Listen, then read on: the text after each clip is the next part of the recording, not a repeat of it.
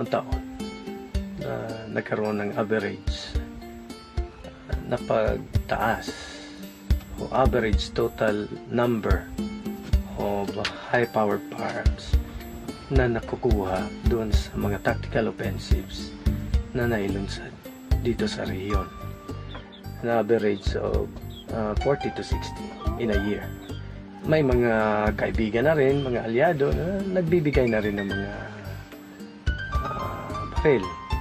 So, habang dumadami ang baril, dumadami na rin ang sumasampa doon sa kilusan.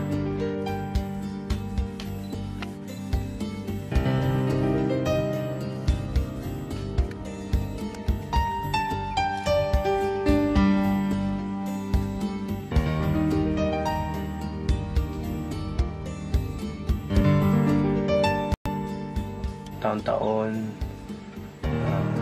may mga bagong platoons na naitayo. May bagong fronts.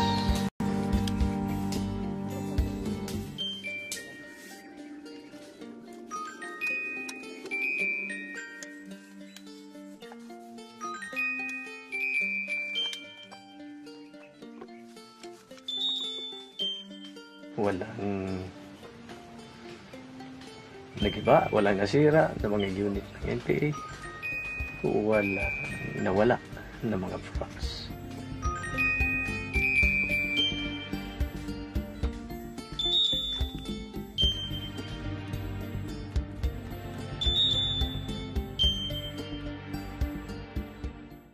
Ang Upland Bayanihan sa tingin namin ay continuation lamang doon sa Upland Bantaylayan ni Gloria Arroyo, na patuloy dumarami ang deployment ng militar dito sa Southern Mindanao.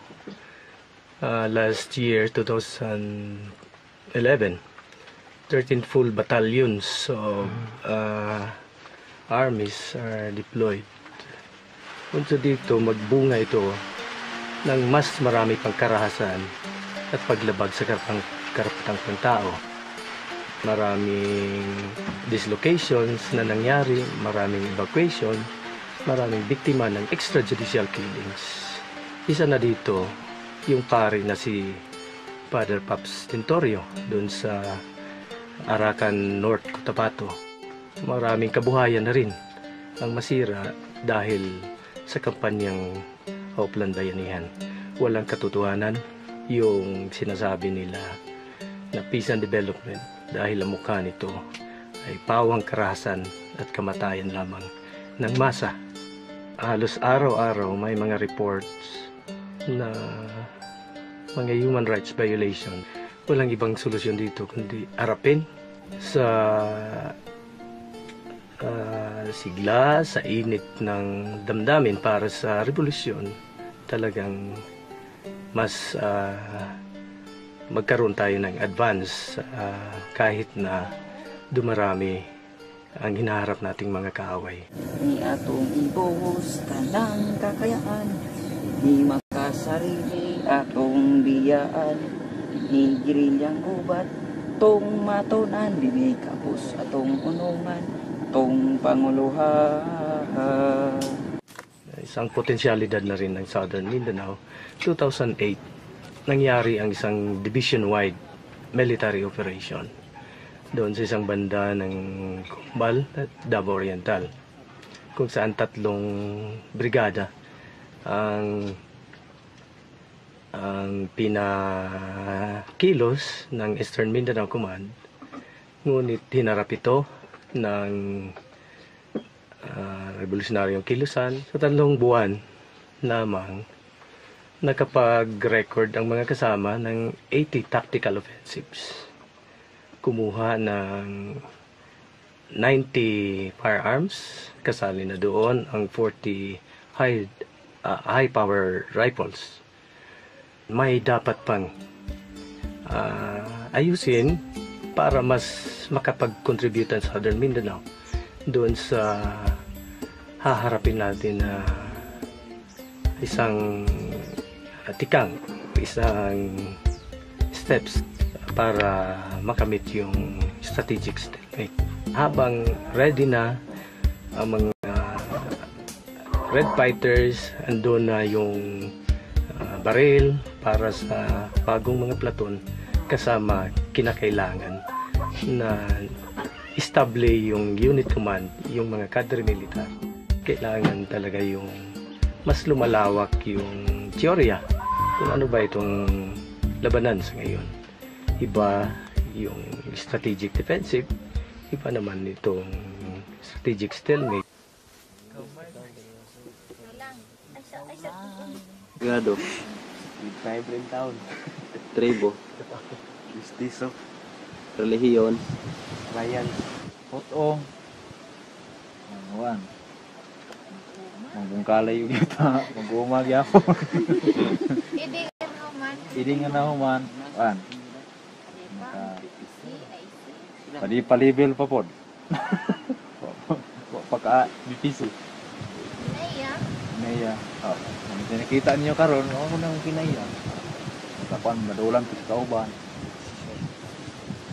Dapoy mga kwan sa kauban ka, tabang. Kinaiya na to sa medical ethics. Bisan gutom pa ka diha.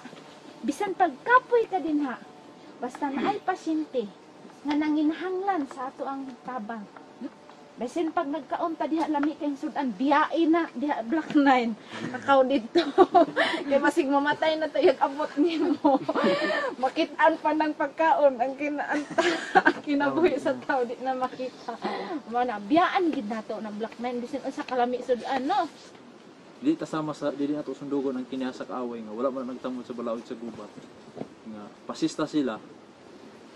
Na kung kita'y marakpan, tiwasan pa ta. Pero kay kita man tong kuan gyud, katong kita man itong tinud-anay nga nagkuan sa kuan sa katawhan, tindalo. Nagtamod po ta sa balaod sa gubat, hindi din ato pasakitan ang mga bihag sa gubat.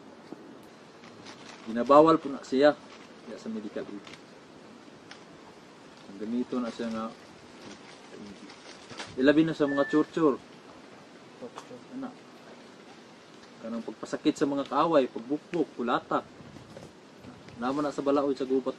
Nadili po na siya ang pagpasakit sa mga biyag sa gubat. Para mabigyan ng focus itong mga Red Fighters natin, kailangan may pangangailangan na ma-overload itong ibang mga units doon sa mga gawaing mass work na kaya nang gawin ng mga organs of political power, ng mga organisasyong masa, na sila na ang mag-handle doon para ang mga Red Fighters ng bagong hukbong bayan ay mag-focus na para sa tudo-largang gerilyang pakikipaglaban.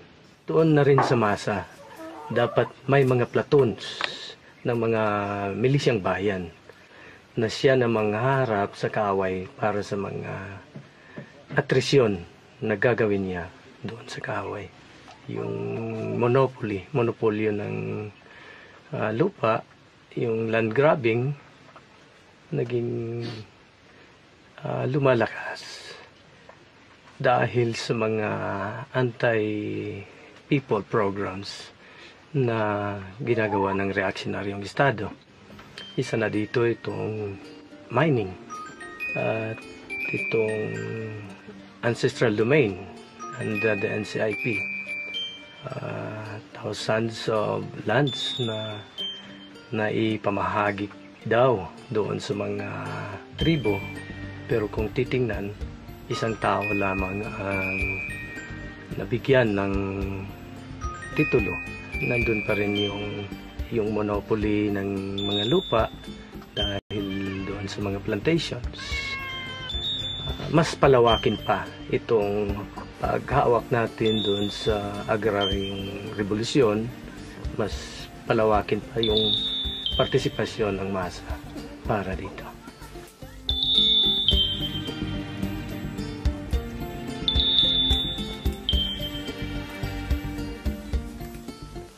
Itong US troops ay talagang sumasawsaw sa problema at lumahok pa nga doon sa military operations.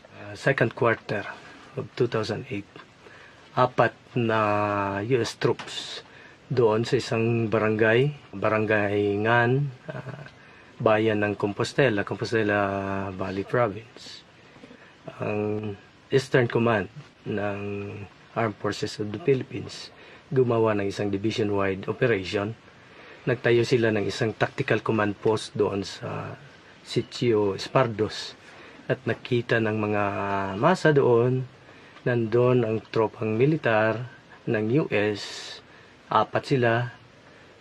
May dala-dalang mga computers, nagtatayo ng satellite dish na sa alam namin,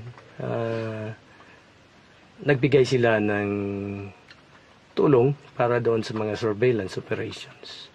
And the following day, pinalipad yung unmanned aerial vehicle, UAV, para sa surveillance operation doon sa kampanya nila. Kailangan talaga o mas handa dahil andyan na talaga US troops. So, if ever na may patago-tago lang yung pagsali, tulong nila sa tropang militar, dahil naman doon sa economic interest ng US dito, talagang sasawsaw ang US troops. Pero dahil people's war ito, kahit pa sa sophisticated, kahit pa sa superiority ng bilang at ng armas ng kaaway, kahit andyan pa ang US troops, dahil digmang bayan ito, kaya nating harapin. Walang matuwid na daan. Habang walang makain, patuloy ang kahirapan, patuloy ang labanan, patuloy ang revolusyon, at handa ang sundalo ng bayan, ang New People's Army, na harapin anuman ang mga programa na kontra katauhan, kontra magsasaka na gagawin ni Penoy. Mainit ng pag-ahod kauban, dinhi sa gerilyang nataran, imong desisyon, among gisaluduhan, sa pagsampa sa bagong hukbong bayan. Hindi atong ibuhos tanang kakayahan, dinhi makasarili